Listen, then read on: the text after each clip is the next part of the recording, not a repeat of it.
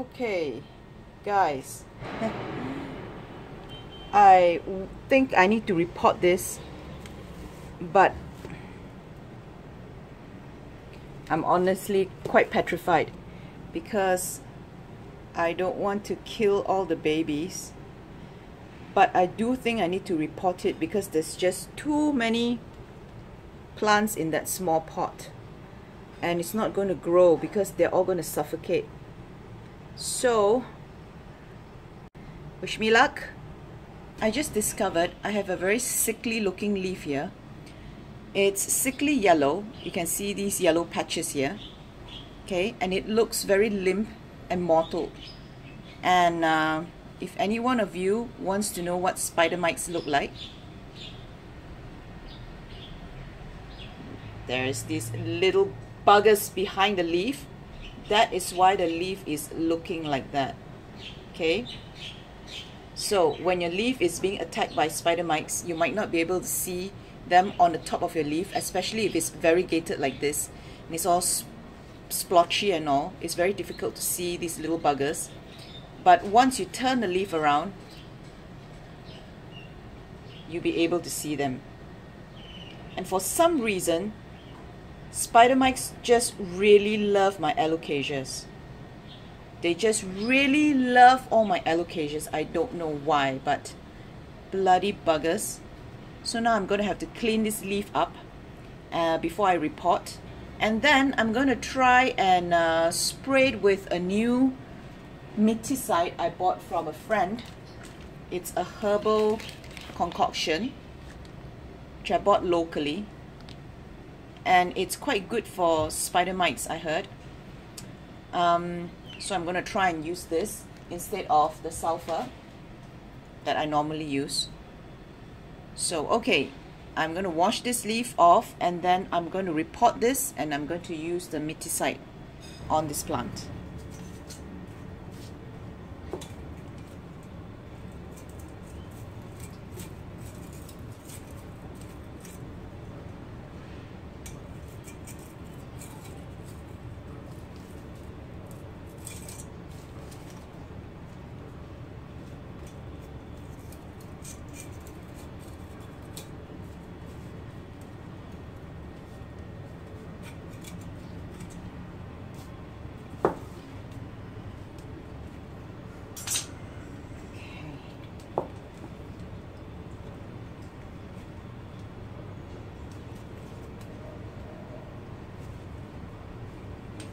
Oh my goodness, oh my goodness.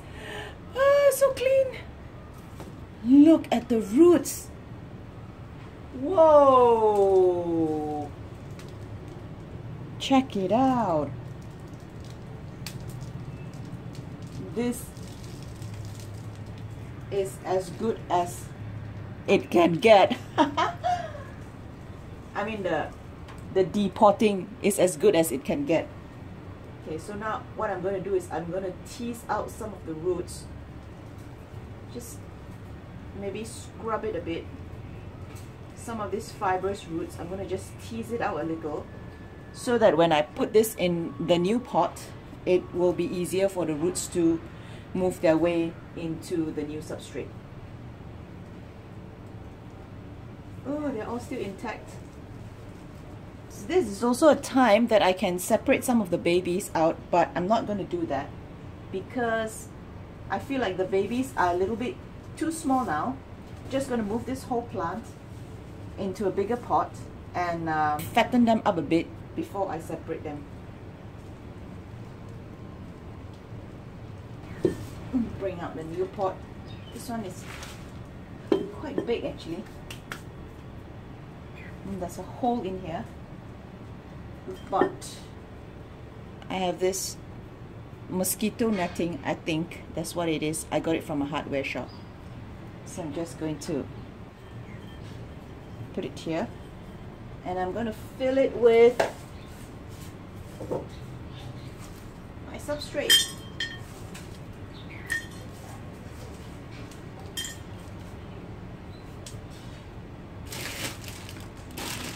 Which consists of cocoa chips,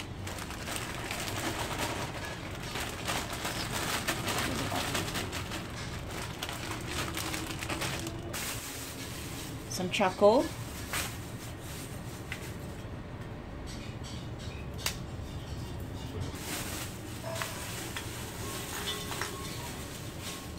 Oh. Okay, I'm gonna add some Osmocot.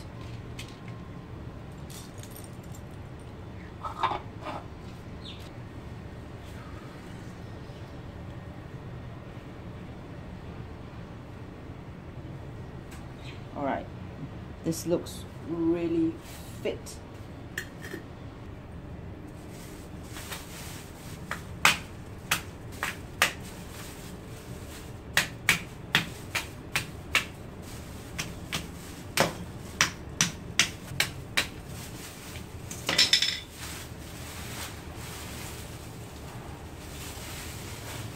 Now I want to add a bit of soil to this mix. Gah! So this is the soil that I normally use.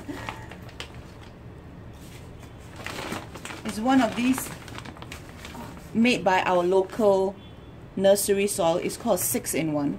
So you can see that inside there is some organic fertilizer, some paddy powder.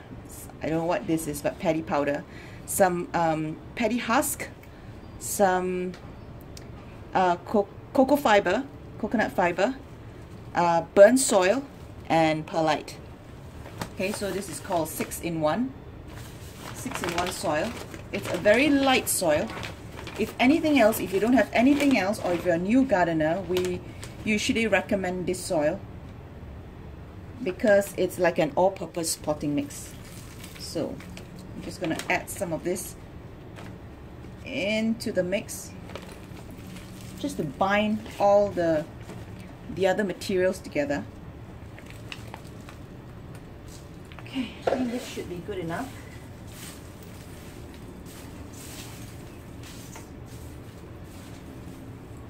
And I'm going to add some more Osmocot into this.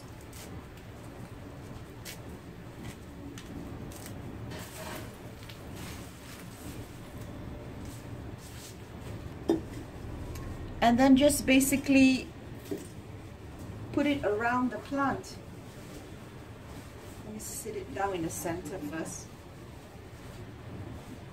And I'm just going to try and put this around the plant. Okay, I finally repotted this baby. Hopefully I haven't shocked it too much, but this is as good as it can get.